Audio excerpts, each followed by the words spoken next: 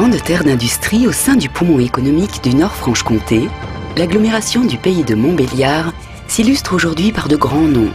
Peugeot, Sochaux et son club de football, ses inventeurs, ses savants.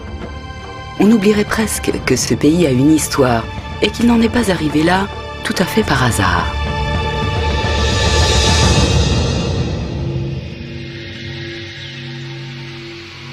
Durant la préhistoire, le pays de Montbéliard n'est encore qu'une terre de passage entre le massif des Vosges et du Jura. Quelques chasseurs-cueilleurs trouvent refuge aux abris sous roches de Bavent ou ceux de Roche-d'Anne près de Pont-de-Roide.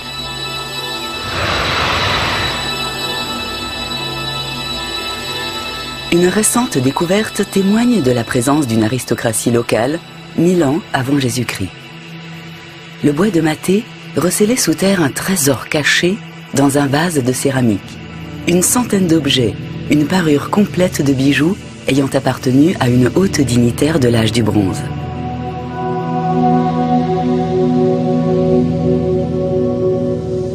Quelques siècles plus tard, ce sont sur les communes actuelles de Mandeure et de Mathé que s'implante un sanctuaire gaulois et une agglomération qui portera le nom d'Epomendio du Rhum sous l'Empire romain. Établie sur la voie fluviale du Doubs, elle deviendra la deuxième ville romaine de Séquanie après sa capitale Vésontio, l'actuelle Besançon. Nous sommes au 1er siècle de notre ère. Le sanctuaire accueille un théâtre d'une taille et d'une richesse décorative comparables aux monuments de Rome. Avec ses 142 mètres de diamètre, il est le deuxième plus grand théâtre de Gaule après celui d'Autun.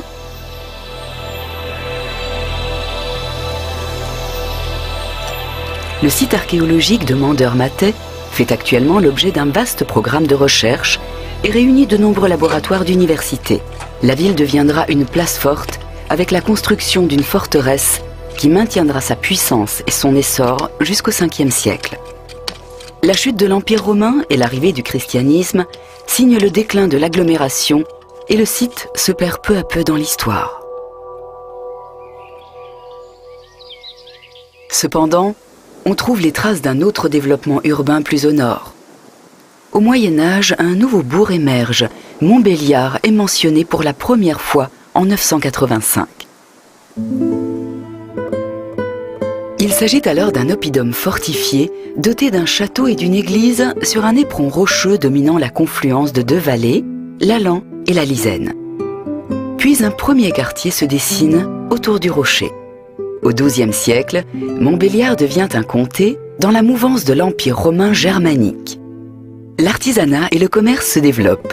Avec la charte de franchise, obtenue en 1283, les habitants s'affranchissent du pouvoir seigneurial. Ils régissent ainsi la ville avec un pouvoir municipal, dirigé par les représentants des 9 quartiers du bourg.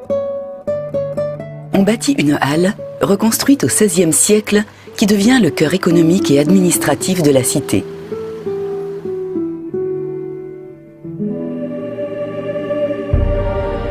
En 1397, le pays de Montbéliard s'unit au comté germanique de Wurtemberg avec les fiançailles d'Henriette de Montfaucon à Eberhard IV. La domination wurtembergeoise va durer 400 ans. Dès le milieu du XVIe siècle, le protestantisme s'installe dans le pays de Montbéliard. Frédéric Ier de Wurtemberg impose finalement ce luthéranisme de langue française qui génère un important réseau d'écoles accueillant filles et garçons. Les pasteurs constituent une élite intellectuelle parmi laquelle on trouve des historiens, des botanistes. Frédéric de Wurtemberg confie à l'architecte allemand Heinrich Schickhardt l'urbanisation de la ville et la construction de nombreux édifices, dont le temple Saint-Martin, le plus ancien du culte réformé de France. Escaliers à vis, façades à pignons ornées de volutes, tchafas, le caractère germanique de la cité s'affirme. Le travail de Schickhardt couvre également le bornage et la cartographie de la principauté de Montbéliard qui s'étend alors jusqu'à Clerval. Dans la région, le minerai de fer abonde. De nombreuses mines fournissent la forge de Chaget, puis celle d'Audincourt, dotée d'un haut fourneau en 1619. Celle-ci s'installe au bord du Doubs qui lui procure la force motrice et lui amène le bois de la montagne par flottage. Au XVIIIe siècle, des fermiers suisses viennent s'installer dans les campagnes pour réexploiter les terres de la principauté laissées en friche par les guerres contre Louis XIV au XVIIe siècle. De confession anabaptiste, ces fermiers s'avèrent d'excellents éleveurs et ne tarderont pas à croiser différentes variétés de vaches locales pour créer la race montbéliarde. Non loin de la ville, une ferme portera le nom de Petite-Hollande, en référence au pays où leur religion est née.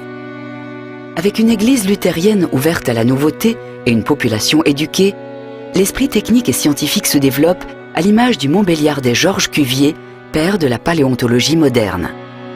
Il s'intéressera aux méthodes d'observation des os fossiles en les comparant à ceux d'animaux actuels et reconstituera ainsi le squelette d'animaux préhistoriques. Il jouira d'une notoriété scientifique internationale et toujours actuelle. La domination wurtembergeoise s'achève. En 1793, la cité des princes est rattachée à la France sous l'impulsion d'une classe d'entrepreneurs soucieuse d'ouverture. Le marché devient national et l'industrie prend son essor. Esprit visionnaire, Frédéric Japy révolutionne la production horlogère. Le travail en atelier succède au travail à domicile. Avec les machines-outils, la production en série remplace bientôt la pièce unique. Au XIXe et XXe siècle, l'Empire Japy produira émailleries, pompes, moteurs et machines à écrire. Avec ses filatures, il emploiera sur le territoire jusqu'à 5000 ouvriers. C'est dans l'une de ses anciennes usines que l'entreprise Christelle fabrique aujourd'hui des articles de cuisine haut de gamme pour un marché international.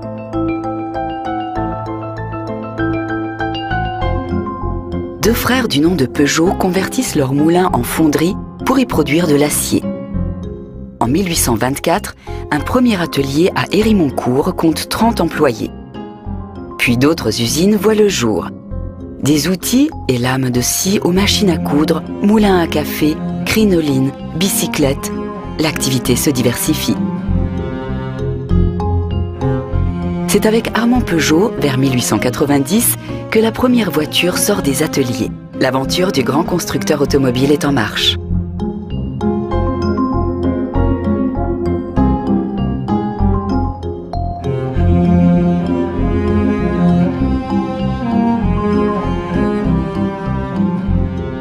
La compagnie des forges d'Audincourt s'est modernisée et utilise à présent le gaz de houille comme combustible. La production s'oriente vers la fabrication de tôles fines pour l'industrie électrique.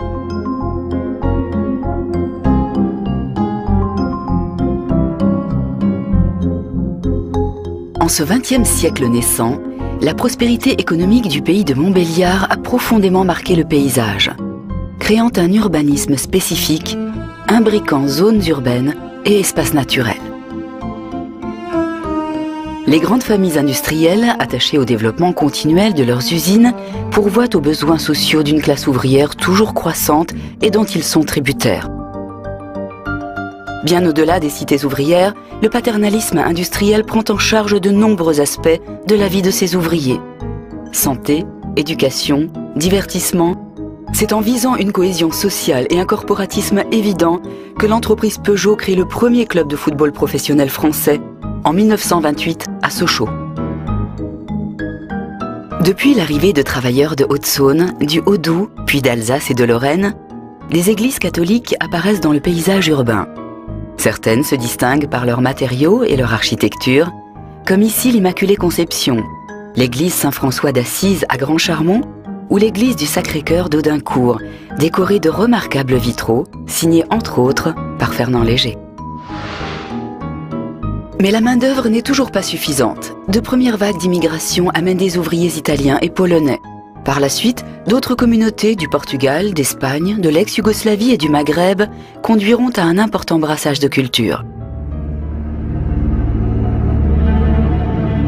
Pendant la Deuxième Guerre mondiale, le pays de Montbéliard est une terre de résistance active. Parmi d'autres, le sabotage des usines Peugeot réquisitionnées par les nazis est l'œuvre de nombreux résistants dont Auguste Bonal, un directeur de Peugeot, qui mourra en déportation et donnera son nom au stade de football à la Libération.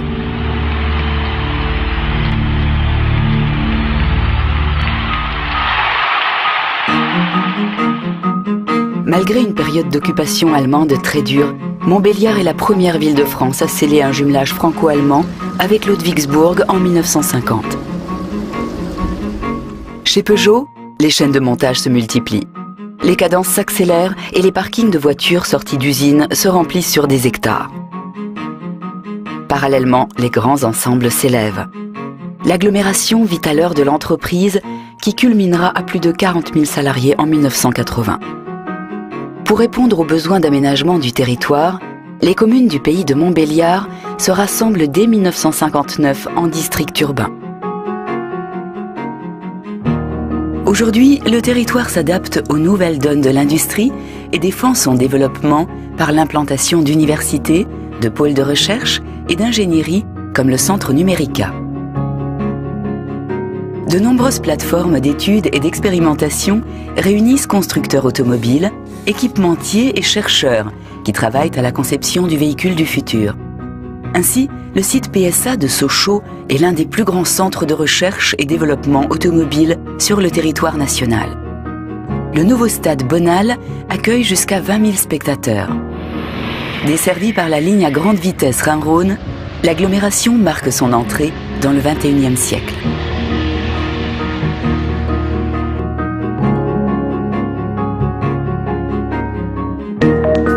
Engagée dans la préservation des milieux naturels et de la biodiversité, elle valorise son patrimoine fruitier. La Damascine, une maison à haute qualité environnementale, est ainsi dédiée aux vergers et aux paysages.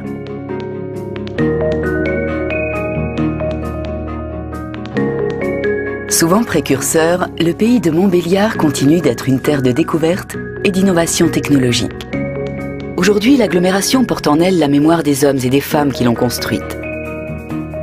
Ces empreintes sont inscrites dans le paysage et ne demandent qu'à livrer leur histoire.